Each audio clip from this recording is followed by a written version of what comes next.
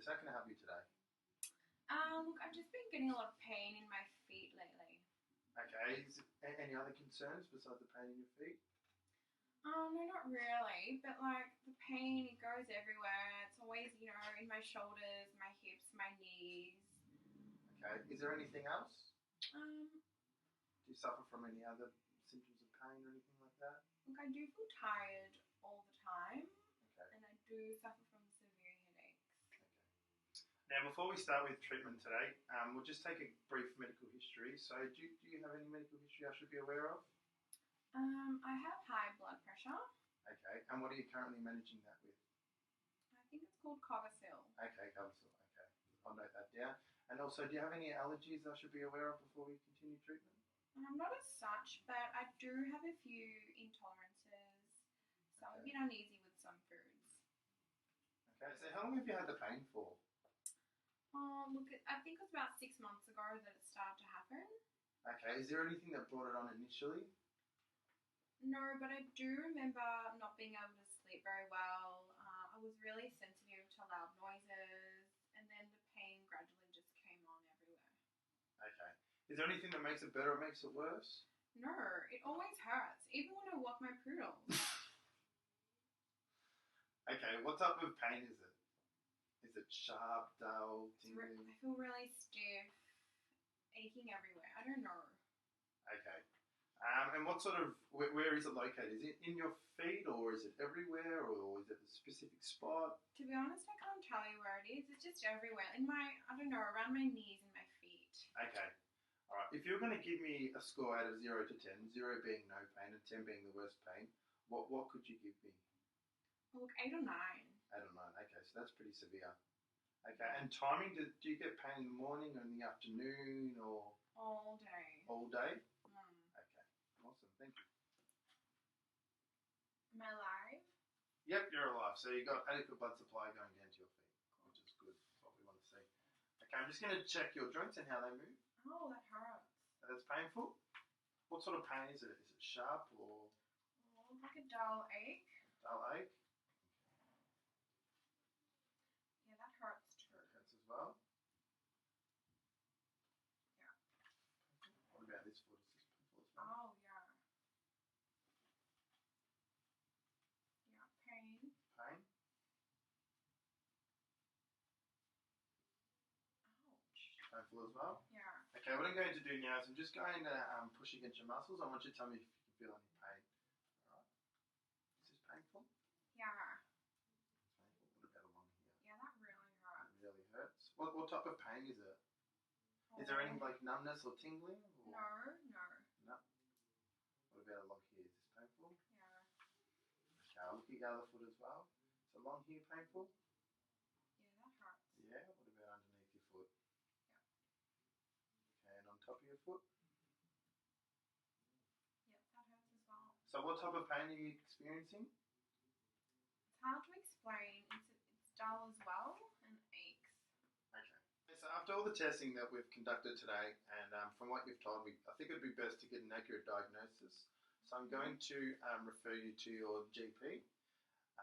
At the moment, I believe it's something that could be systemic rather than just your feet. So the GP might refer you to a rheumatologist for a specialist opinion. Are you okay with that? Yeah, that's fine. Thank you. I think it's the best option because we need to get on top of this. Okay.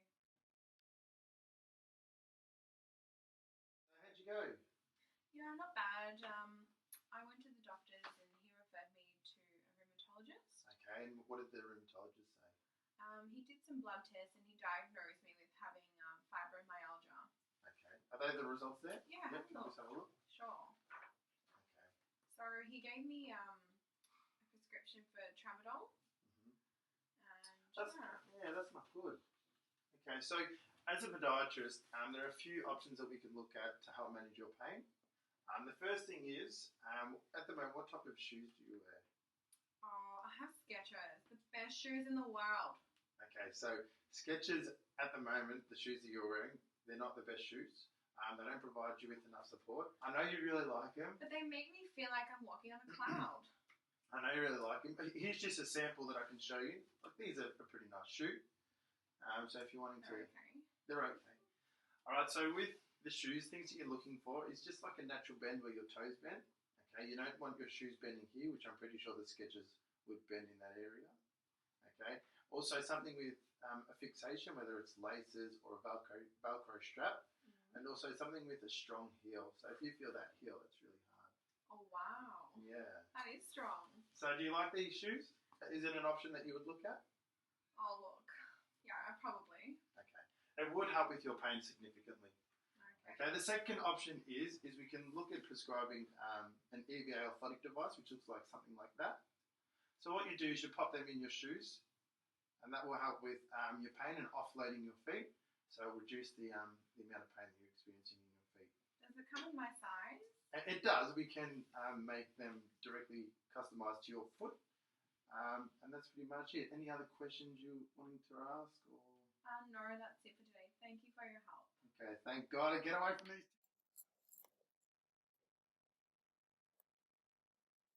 Fibromyalgia, also known as fibromyalgia syndrome and fibrositis, is a common form of non-articular rheumatism that is associated with chronic generalized musculoskeletal pain, fatigue, and a long list of other complaints. People with fibromyalgia have pain and tenderness points throughout their body. The condition is characterized by widespread aching and is accompanied by fatigue, sleep issues, digestive problems, anxiety, morning stiffness, and headaches. Chronic pain is one of the most frequent complaints in medical practice, and it is considered as a major social and economic burden to individuals, families, society, with physical and psychological consequences to sufferers. The global prevalence of fibromyalgia is in 26 studies worldwide is 2.7%. Fibromyalgia is more prevalent in women with a ratio of 9:1, in patients over 50 years of age, in subjects with low education level, low socioeconomic status, living in rural areas, and possibly in obese women. The condition is not associated with inflammation of muscle or fibrous tissue and does not cause damage to joints or tissue. People who suffer from this condition usually suffer it lifelong, as remission is rare.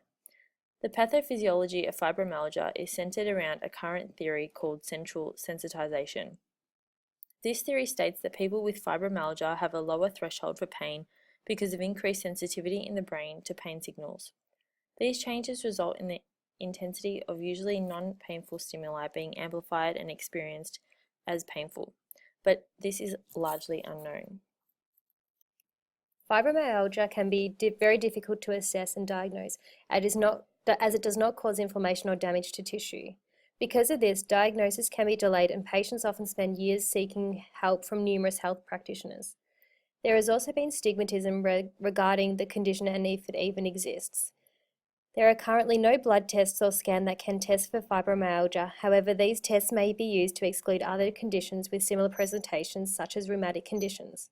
Diagnosis is solely dependent on patient-reported symptoms and functional impairment without any defining physical or lab test abnormalities. Fibromyalgia used to be diagnosed by a criteria published by the American College of Rheumatologists on the basis of 11 or more tender points at specific sites in the body that produce abnormal tenderness, particularly around the neck, shoulders, chest, hip, knees, and elbows. But in 2010, Wolf et al. Identified some issues with the diagnostic criteria and set out to rectify these using evidence-based modifications. The new criteria removed the tender points evaluation, instead included widespread pain index symptoms severity scale. A diagnosis of fibromyalgia can be reached when the following three criteria are met. When a pain's WPI score is 7+ and the SS score is +5, or when the patient's WPI score is between 3 and 6 and the SS score is 9+. Symptoms have been present at similar levels for at least 3 months, and the patient does not have a disorder that would otherwise explain the pain. Fibromyalgia can affect the foot and lower limb in a few different ways. Generally, individuals with the condition will complain of neuralgia symptoms in their feet, such as burning, pins and needles, and aching. Commonly, the medial longitudinal arches and plantar fascia of the feet are painful. Individuals report incredibly sensitive feet where even touch or cutting their own nails can be painful. When touch is perceived as painful, it can not only affect the foot but across all tender points. This, combined with stiffness at the joints, can lead to a reduced range of motion and altered gait pattern. This can result in various presentations of increased plantar pressures leading to painful hyperkeratosis and halimata. Altered gait patterns can also increase the risk of falls, balance, and stumbling issues. A study conducted by Collado Matteo et al. In 2015 found that women with fibromyalgia had greater fear of falling and higher rates of falls compared to women without the condition. Another study conducted by Heredia Jimenez et al. In 2016 found that women with fibromyalgia had altered spatiotemporal aspects of gait compared to those without it. They displayed increased stance, single and double support time, decreased velocity and cadence, and shorter stride lengths. Fibromyalgia is also known to coexist in individuals with rheumatoid arthritis, osteoarthritis, systemic lupus erythematosus, and restless leg syndrome, which can compound the effects seen in the foot and lower limb. Some members of our group have had interactions with patients with fibromyalgia, and some of the above effects have been seen. These patients report the neuralgia symptoms and pain when being touched. Trying to enucleate corns has been a challenge, as pain elicited by the patient has been bordering on unbearable. They also report stiffness at the ankle joint and appeared to shuffle along as they walked. A podiatrist can provide general care to a patient with fibromyalgia and offload any painful areas. Podiatrists should be aware that many individuals with the condition have increased sensitivity to pain, and some treatments can be painful. Footwear advice should be given and should focus on styles that support the foot to reduce the risk of falls and cushioning to reduce the impact when walking.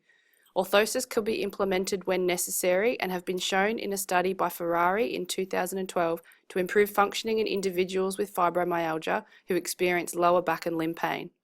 Softer shells, such as those made from EVA, are more likely to be used, as materials such as polypropylene may be too hard underfoot for the individual to tolerate.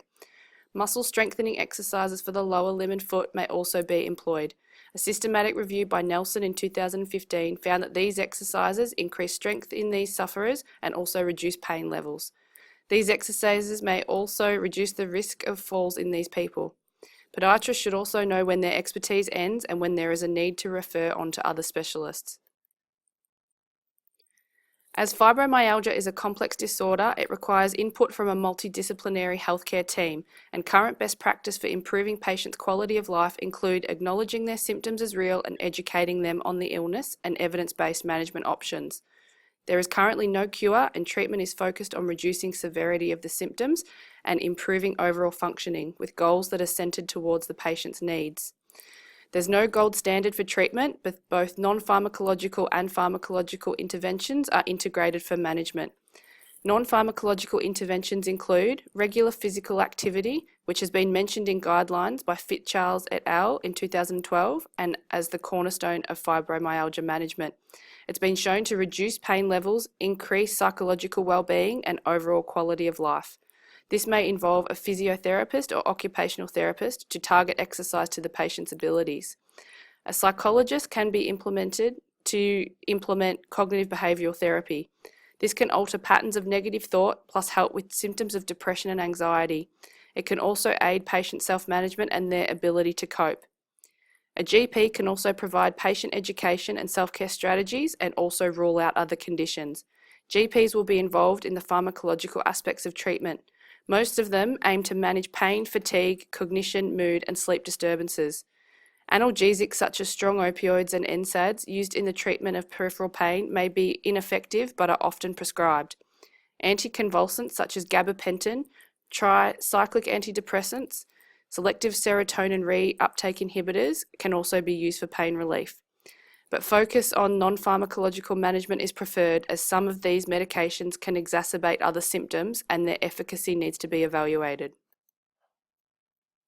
In searching for the highest quality evidence on fibromyalgia, its treatment and its management, search engines including the Cochrane Library and CINAHL were utilised. Appropriate keywords including fibromyalgia, treatment, podiatry, lower limb and foot were used. When podiatry was added, hits went to 0. Year range was 2010 through to 16 for the most recent studies. In regard to how fibromyalgia affects the foot, 2 suitable articles were found, both by Heredia, Jimenez and colleagues. These are NHRMC Level 3-2 comparative studies. These articles titled Spatiotemporal Gait Disorder and Gait Fatigue Index in a 6-minute walk test in women with fibromyalgia and variability of gait, bilateral coordination, and asymmetry in women with fibromyalgia looked at how fibromyalgia impacts gait specifically in women. Both studies found that velocity was slower in those with fibromyalgia in comparison to those without. In the first mentioned study looking at fatigue, those without fibromyalgia walked further in the allocated time than those with fibromyalgia. However, the difference was not statistically significant. This was the same in the second study when looking at asymmetry. There was no difference, however, again, walking pace was slower. Both studies show risk of bias as there was no blinding or randomization. Looking at treatment for fibromyalgia, there are 4 systematic reviews available. These look at resistance exercise, acupuncture, cognitive therapy, and selective serotonin reuptake inhibitors. All 4 of these studies are level 1 on the NHMRC evidence hierarchy, systematic review of level 2 studies. However, the authors of all studies mentioned included studies to be low level. We have looked at all 4 in further depth and rated them on the CEBM systematic appraisal tool. 2 of these will be discussed further. Bush et al.'s resistance exercise training for fibromyalgia rated as low quality and indicated moderate to high intensity resistance training improves multidimensional function, pain, tenderness, and muscle strength in women with fibromyalgia. This paper meets all CEBM requirements, however, no included outcomes were statistically significant. Willett et al.'s selective serotonin reuptake inhibitors for fibromyalgia syndrome showed that there is no unbiased evidence that selective serotonin reuptake inhibitors are superior to placebo in treating the key symptoms of fibromyalgia, specifically pain, fatigue, and sleep problems. This paper scores 4 out of 5 on CEBM. Exclusion criteria were not clearly stated, and like others included, outcomes were not statistically significant. The quality of the available evidence suggests further research on the topic is required. Thanks for listening to our presentation.